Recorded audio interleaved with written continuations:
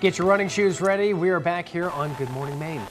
We are here with David Lamont of the Maine Audubon Center and Chris Reed from the Holden Land Trust. Thank you both for being with us this morning. Good to be here. Good to be here. And they're here to talk about the Fall Foliage 5K, which is between both of those.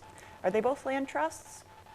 Or just Holden Land Trust is? We're a land trust. Gotcha. You are. Right, and Maine Audubon's an environmental conservation organization, and I'm specifically from the Fields Pond Audubon Center. So, and we're neighbors, a budding landowner. So. Yeah. Yep. Hanging out right together. So this 5K is kind of going to be benefiting both of you, and it will both be on both areas of land, which are both beautiful and exciting to.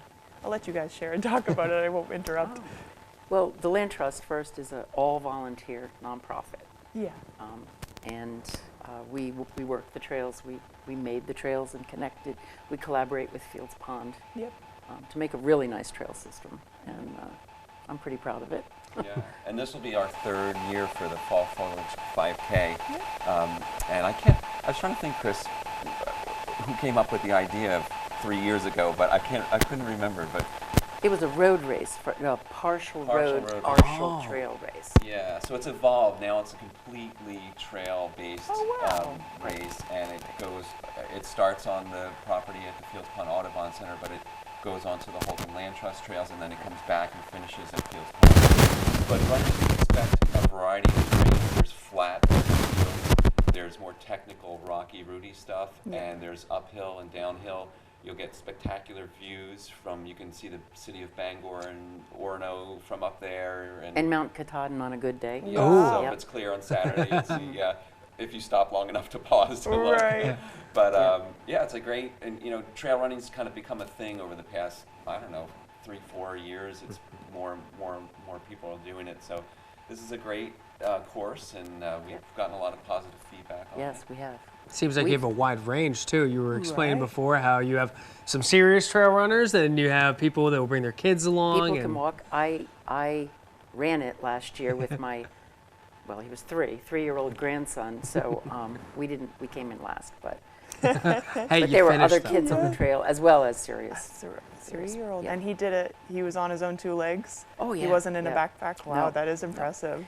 And we have a water stop about halfway. It's about a little more than halfway up on Copeland Hill Road before you start back. Nice. And it is, the first half is relatively uphill. It winds uphill. Yep. Okay. So really warming your legs up. Downhill. Yeah. So you can bring water if that's what you do, but people will be you'll be prepared for people and as there'll well. be spotters at intersections. Nice.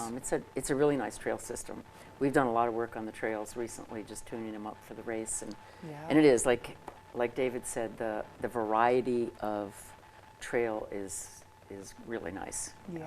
From Seems along like the lake, foliage you go along the lake a ways. Yep, there's a bit along like I said, there's a little bit of everything. You get lake views, you get mountain views, you've got fields, you got There's forests. a ravine. Last week the water was running, Oh, right down through. Stream and running, and some bridges to cross. We're and not as much in the drought as we were a month ago, so the No. foliage is especially popping because of nice. that, I'd say, and the water is running more fully, so everything. Hopefully, though, if it doesn't, if there's any parts, do you think, like, if it rains the night before, people should kind of slow down, especially because it will be rocky. Like, trail runners are used to this, but people will know what to wear and how to be one prepared. section down after you come off the lake is a lot of roots. Yeah. And Yeah. it's in the kind of shady woods. Okay. Yeah, along the brook trails are Yeah. one I would say more technical section with rocks and roots. Nothing out of the ordinary that trail runners wouldn't encounter. But I did want to mention that if folks pre-register for the race, you can do walk-up. Cool. But if they pre-register for the race, you will be your name will be entered in a drawing. We have a $50 gift certificate donated by the Lucerne Inn, which will be drawn. So that's a little pitch for people to go onto Maine Audubon's website and do that. It just saves time the morning of, because there's some paperwork to fill out, and you can do that all online in terms of the release. And everybody who registers will get a T-shirt. Nice. This is our T-shirt this year for the Fall Foliage 5K. Nice. And on the back is the Holden Land Trust and Maine Audubon insignias there. So both at once, check it out. Yeah. And that's this weekend. What time this weekend and what day? 10 o'clock, race starts at 10:30, I think. Well, yeah, 10 o'clock, Yeah. and we'll get the runners going first, and then those that want to do walk, we do have people that will walk the trail, and we'll get Nice. them Staggered. Yep. stagger. We'll stagger that. Yep. So, Nice. and it's Saturday. Saturday at And we 10. do have a rain date of Sunday, but the weather forecast is looking pretty good. It does look really Exciting. nice. And there is a trail map on our Facebook page and your Facebook page. Holden and Land Trust website. Facebook page and Maine Audubon. So that's Yes. where you go if you're looking for more. And we'll have those links on our website as well with this interview. Yeah. Well, thank you both for coming on and talking about the Fall Foliage 5K. Yep. Okay, Thank you. Of course. Enjoy. Well, we'll throw it over to Devin Bates for one final look at our forecast.